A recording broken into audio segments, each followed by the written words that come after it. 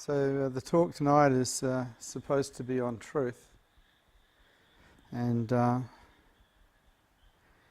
this is a subject that's reasonably hard to teach because most people think that what they think is real. They don't get that the past is not real and that the future is not real and that everything they think is actually not real. It's all dream or imagined. And so they live as a entity, reference points made up from past, projected to a future, and this is all imagined as well. So when I talk about truth, I'm talking in a way about the lie first. And the lie is what you've made yourself up to believe you are. Without your imagination, who would you be? Or what would you be? Because to be a person, you have to imagine you're a person. If you've got no memory of past and no projection forward, who are you? What are you? Who you are is made up of dream. It's fabricated by you, based on a whole pile of experience from the past projected to the future, a whole pile of belief systems which may or may not have been examined. And so in Buddhism we talk about discernment, being able to discern the difference between what is real and what is not real. My experience with most adults is they actually have trouble with that. They believe their mind to be real. They believe what they think to be real. Yet if you truly examine your mind, you truly examine it, you find that it is dreaming. All thoughts are dream. So who you think you are is a dream. And as a meditator, I discovered 35 years ago or more that this dream was not who I was, because I could sit in no mind without a thought and still be, with no past, no future, no analysing, no belief systems, just no mind, and still be. No sense of identity as an I, and still be. And so the truth is more easily explained by revealing or showing the lie, that which you are not. Which of course leads you to wonder, well, what are we? What are we really? Or who are we really? What is our true nature? If we're not the ego and we're not this projected image of ourselves, what are we? So the question is, who am I? Who am I really? Without using your imagination, try answering that question. There can be a direct experience of who you truly are, and that is of beingness. And asking the question, who am I, can actually give you that answer. If it comes from the mind, though, it's just another dream.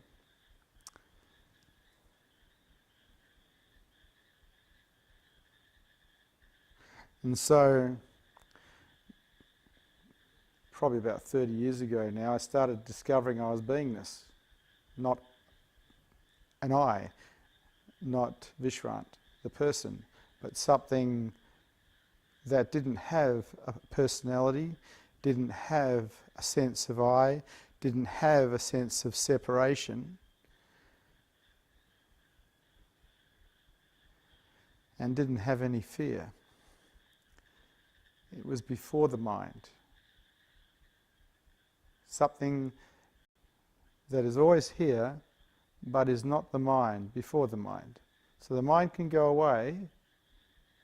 You can go into no mind. The mind has gone away. As a matter of fact, everybody goes there every night in deep sleep. But unfortunately, you're conscious to what's there. If you stay conscious of it through meditation, you discover that you're here, but there's nobody here. Around about 18 years ago, the sense of I dropped completely and hasn't returned for 18 years. And so my mind stopped talking to itself about 18 years ago. It lost interest in its story. And so when I'm not talking, my mind is absolutely silent. And it's very beautiful. And from that space of silence, I see the insanity of living as a somebody, thinking that somehow you're going somewhere which isn't real, because there's only now. You're thinking somehow you've been somewhere, and that's not real either, because there's only now. And you resist life because you don't agree with it, and in that resistance you suffer, and you don't need to. There's no need to suffer. There's no need to resist life. Bad things might happen, but you don't have to resist. You can be okay with it. You don't have to suffer. To me, suffering is an absolute choice. And so, in sitting in beingness, watching the world, you see a great deal of what you'd have to call insanity. People thinking they're somebody when they're not, suffering when they don't need to, and continuing that day in, day out until they die. Awakening to your true nature, knowing yourself as beingness, is freedom from that. That is called samsara. And so the talk tonight on truth has two angles to it. One is to point out the lie, and that's the I. The other is to point out the truth, that is beingness. A lot of people might think that there's something happening, but there's not. There's nothing happening. The thoughts make it seem like something is happening, but there's nothing happening. Most of the time there's nothing happening. If we're present to reality, and the only thing that's not real, by the way, is what you think, if we're present to reality, you'd be hearing my voice, you'd be hearing the frogs, you hear that car go by. Now you bring thought into it, now you're dreaming. So to get out of your mind, you've got to stop dreaming. Meditation and mindfulness, being aware of what is actually happening rather than what you're thinking, are the two tools to get out of the mind. And the funny thing is, you didn't live there when you were kids. When you're up to about 5, you lived in reality. Your awareness was pretty much on what was real, because you didn't live in your heads yet, dreaming, projecting, remembering. You lived in reality to a large degree. And then you went to school and you learnt to live in your heads, same as I did. And you got to think that that was real, but it's not. There's nothing about thinking that's real. There's nothing about dreaming that's real. It's actually a lie to think it's real. It's a form of delusion. And so for 18 years now, I've been trying to help people find what I found, which is always here, it's not somewhere else. The final destination is here, it's not later, it's now. It's just that there's a filter that people have awareness locked on called the thinking mind, the identified mind. If that drops, what we really are, or who we really are, becomes self-evident. But it's not going to drop by itself.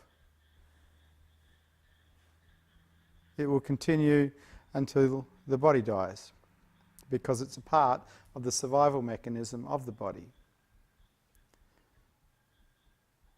I was an ardent meditator, and I was into present moment awareness to the extreme. I loved it. My mind didn't become quiet and didn't learn to surrender because of luck. It happened as a result of practice.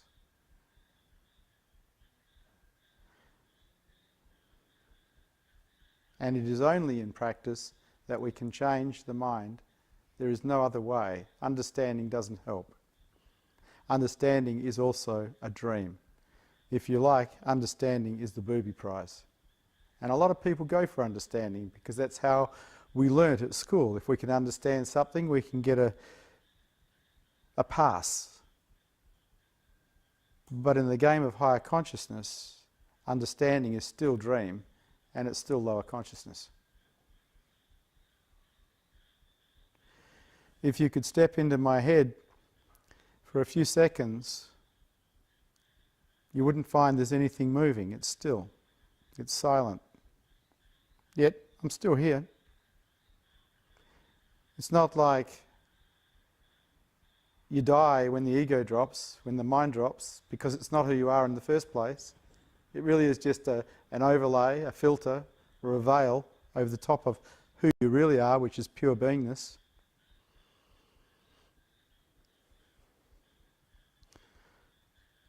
So I answer questions on the subject with every endeavour to take everything you've got off you.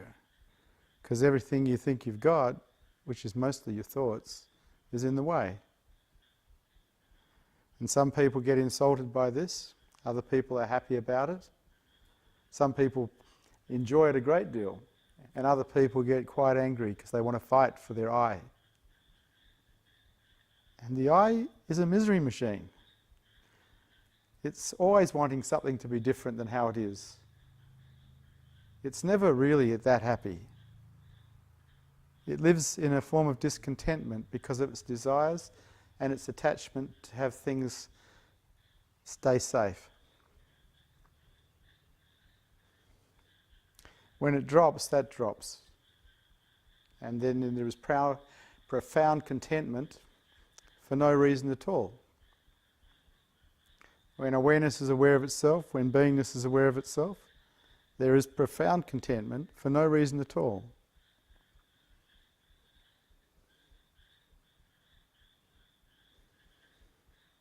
Because there isn't something desiring things to be different. There isn't something resisting life any longer. There isn't something that's attached to anything. And so there's so much freedom in that, because attachment is imprisonment.